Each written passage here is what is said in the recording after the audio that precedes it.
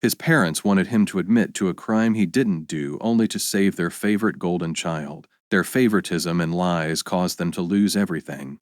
Growing up, Liam always felt like a background character in his own life. His family had always revolved around his older brother, Andrew, who was treated like royalty by their parents. From a young age, the favoritism was subtle yet unmistakable. It started with small things, Andrew getting the bigger slice of birthday cake, being the first to choose which TV show they would watch after school, deciding where the family would go on their vacations. Every decision seemed to be handed to Andrew without question, while Liam learned early on to fall in line. Liam tried to ignore it. He reasoned with himself that maybe it wasn't favoritism, just coincidence, but with each passing year, the favoritism became more blatant. When Andrew turned 10, their parents threw him a grand birthday party with friends from all over the neighborhood. For Liam's 10th birthday the following year, he had a simple cake with just close family. When Liam tried to speak up about how unfair it felt, he was silenced with, "It's just how things are, honey. You're different." Andrew likes to be the center of attention. As time passed, different felt more like less. Liam grew quieter, watching from the sidelines as Andrew took control of their family life. He made decisions without ever thinking about how it affected anyone else, least of all his younger brother. And why wouldn't he? His parents constantly reinforced the idea that Andrew was special, destined for greatness, someone who deserved the world to bend to his whims. Andrew, naturally, absorbed this entitlement. He became a master manipulator, charming his way through life, always confident that whatever he wanted, he would get. His friends flocked around him, drawn by his charisma and cocky attitude. Even teachers and neighbors seemed to favor him. Liam, on the other hand, quietly excelled in school, but his achievements went largely unnoticed at home. His good grades and responsible behavior were expected, while Andrew's smallest success was celebrated like a grand triumph. Liam's resentment simmered beneath the surface, but he rarely let it show. He kept his head down, thinking maybe one day things would change, that one day his parents might see him for who he was and appreciate him. But that day never came. By the time Andrew hit his late teens, the consequences of his unchecked behavior started to surface. He had grown into a spoiled, reckless young man who believed the world owed him something. Andrew's friends reflected his attitude, boys who liked to push boundaries, who found excitement in breaking rules.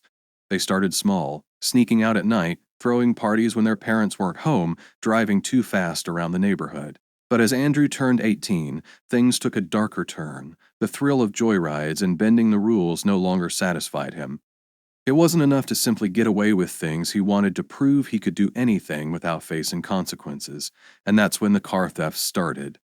At first, it was just a couple of them breaking into unlocked cars and taking them for a spin around town before returning them.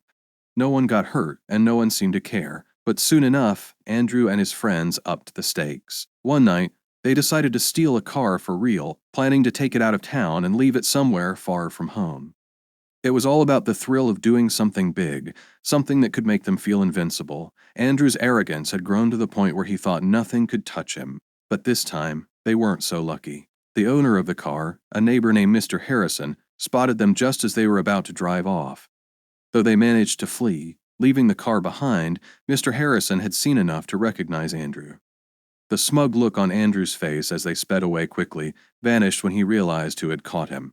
Andrew burst into the house that night, pale and trembling, his cocky attitude stripped away by the fear that now consumed him.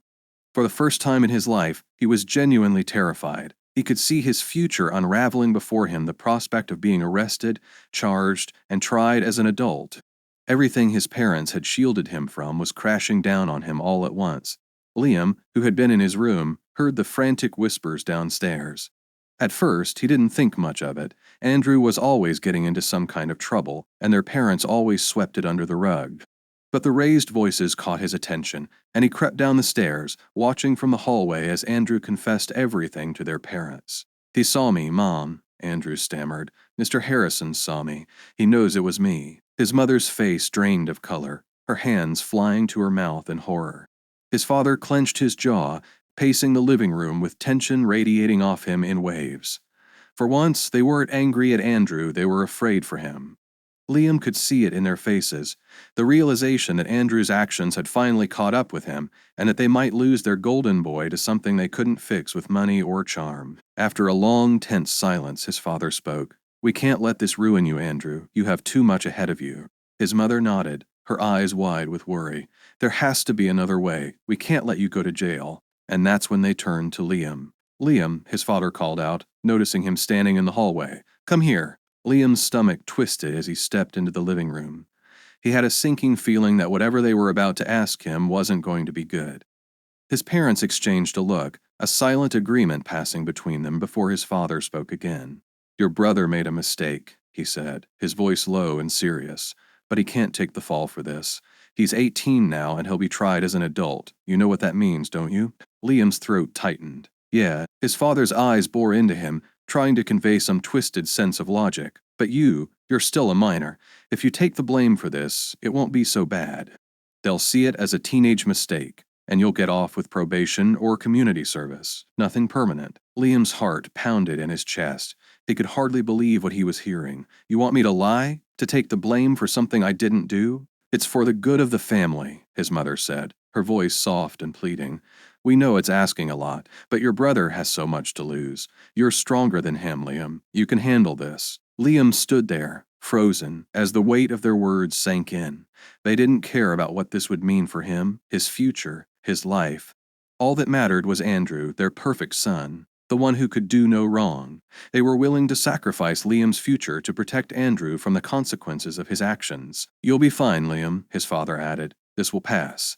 We just need to get through this, and then everything can go back to normal."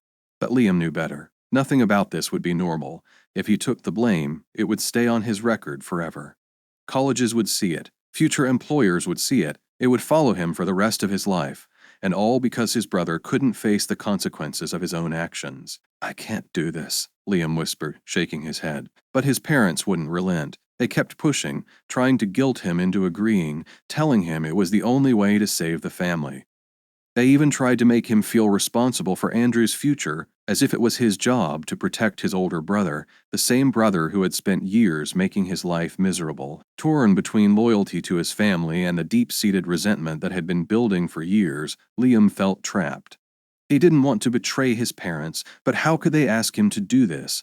How could they expect him to throw his life away for someone who had never cared about him? Finally, with his heart in pieces, Liam gave a small, reluctant nod. His parents breathed a collective sigh of relief, but as he walked back to his room, he knew he couldn't go through with it. He couldn't live with the guilt of taking the blame for something so serious. And more than that, he couldn't let his parents use him as a pawn in their twisted game of favoritism anymore. As soon as he was in his room, Liam pulled out his phone, his hands shaking. There was only one person he could think to call: his grandparents. His mother's parents had always been there for him in ways his own parents hadn't.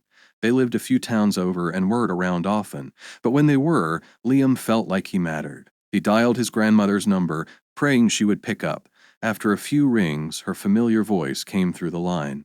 "Liam, what's the matter, sweetheart? It's late." Without thinking, the words poured out of him. He told her everything about Andrew's crime, his parents' plan, how they wanted him to take the blame. His voice cracked as he recounted the pressure they had put on him, the manipulation, the guilt. By the time he finished, his grandmother was silent for a long moment. Then, in a voice filled with controlled anger, she said, "Don't worry, Liam. We're coming. You are not going to take the blame for this. Not ever." His grandparents arrived in under an hour, their faces grim with determination. When they walked into the house, it was clear they meant business. Liam's parents were caught off guard by their sudden appearance, but it didn't take long for the confrontation to begin. "What are you doing here?" his father asked, his voice tense. "We're here because you've lost your minds," his grandmother snapped. "You're asking Liam to take the blame for Andrew's crime. What kind of parents do that to their own child?" "We're trying to protect Andrew," his mother protested, her voice wavering. "He'll go to jail." "And what about Liam?" his grandfather interjected, his voice cold. "You're willing to ruin his future for Andrew's mistakes. You've already treated him like a second-class citizen his whole life, and now you want him to pay for Andrew's crimes?" The room fell into a tense silence, the truth hanging heavy in the air. His parents, so caught up in their desperation to protect Andrew, hadn't realized just how far they had gone. But now, Faced with the fury of Liam's grandparents, they couldn't hide from the truth any longer. But it was too late. His grandparents weren't there just to scold them. They had made a decision that would change everything. "We're taking Liam with us," his grandmother announced. "He deserves better than this." His parents started to protest, but his grandfather cut them off, and you can forget about the inheritance. "After seeing how you've treated Liam all these years, we've decided to leave everything to him. You've shown us that you don't care about him, but we do." Liam's parents were stunned into silence. The weight of what they had done, their years of favoritism, their manipulation, their selfishness came crashing down around them. As Liam packed his things to leave with his grandparents, his parents stood frozen, their faces a mix of shock and anger. His mother tried one last time to convince him to stay, but her words fell flat. For the first time in his life, Liam felt like he had control over his own destiny. In the months that followed, Liam's new life with his grandparents became the haven he had always longed for. Their home, nestled in the quiet countryside, felt worlds away from the emotional chaos that had defined his childhood. His grandparents, wise and nurturing, showered him with the kind of love and attention that had always eluded him in his parents' house. Every day brought new experiences, long talks about life, support for his education and ambitions, and a sense of belonging that ran deeper than anything he had ever felt. Liam's grandparents made sure he knew that he was valued for who he was, not for what he could do for them. They encouraged his passions, whether it was his interest in music, his curiosity about engineering, or simply spending time exploring his own identity. In their care, he began to flourish. The weight of his brother's shadow was gone, and for the first time, Liam felt a sense of peace. But as Liam's life blossomed, his parents began a different kind of campaign.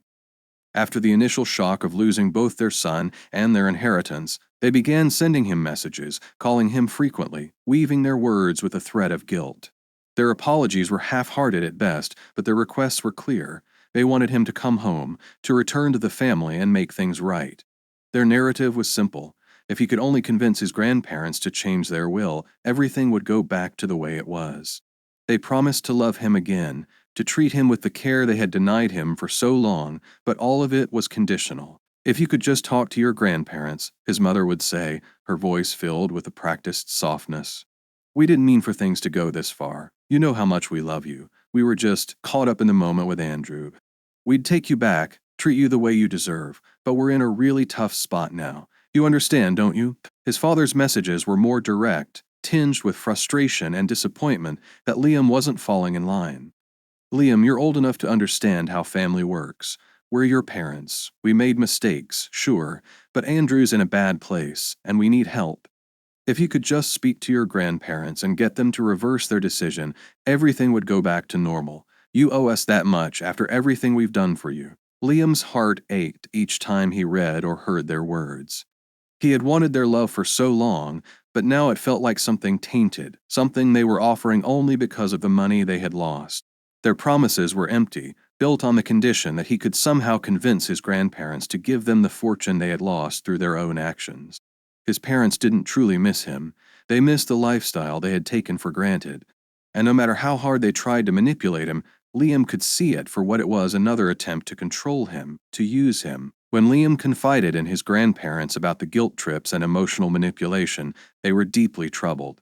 His grandmother sat him down one evening after dinner, her gentle eyes filled with concern. "Liam," she began softly, "your parents have never understood the harm they've done to you. They think this is all about money, but it's so much more than that. You deserve love that isn't conditional. You deserve people who care about you for who you are, not for what you can do for them." His grandfather, always more direct, nodded in agreement. "They're trying to play on your sense of loyalty, but real family doesn't ask for conditions.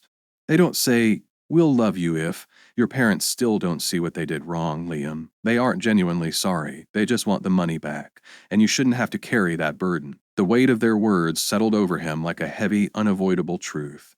Deep down, Liam knew they were right. His parents weren't reaching out because they missed him.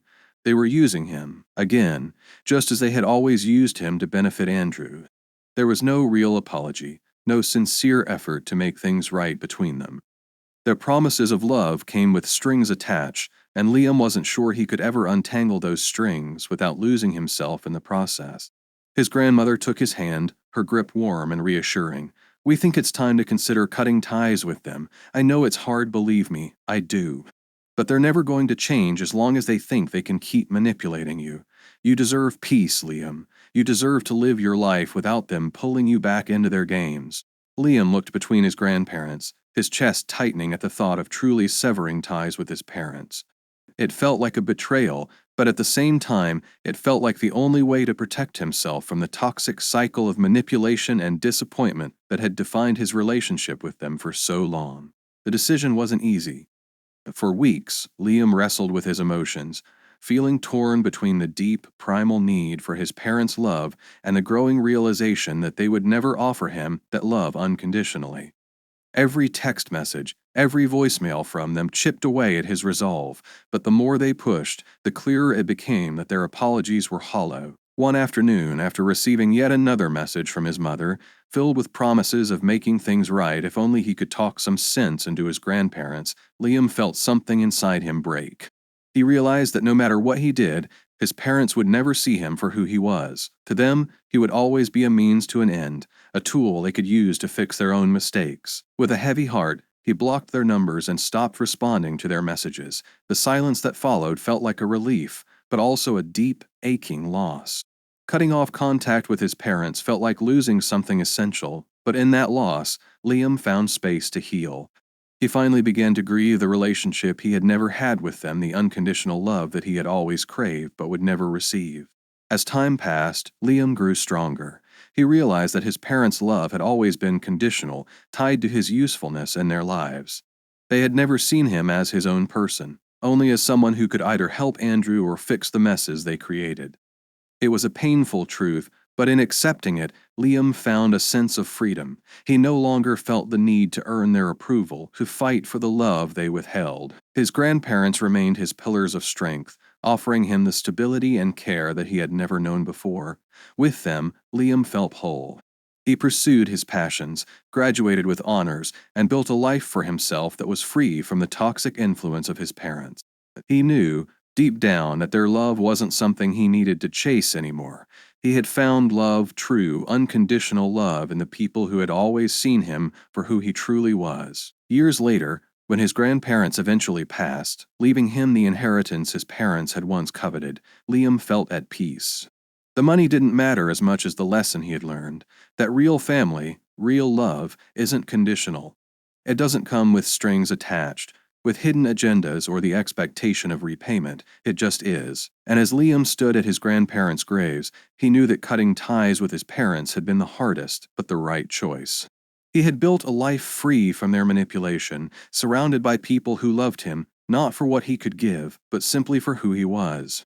He had found a family that truly cared for him, one that didn't need to be tied by blood, but by love. In the end, Liam realized that the only love worth having is the kind that comes without conditions. It was a lesson he carried with him for the rest of his life, knowing that his worth had never been tied to the approval of his parents, and for the first time, he felt truly free. Thank you for watching this video. If you made it this far, please consider subscribing. I post stories like this on the regular. See you on the next one.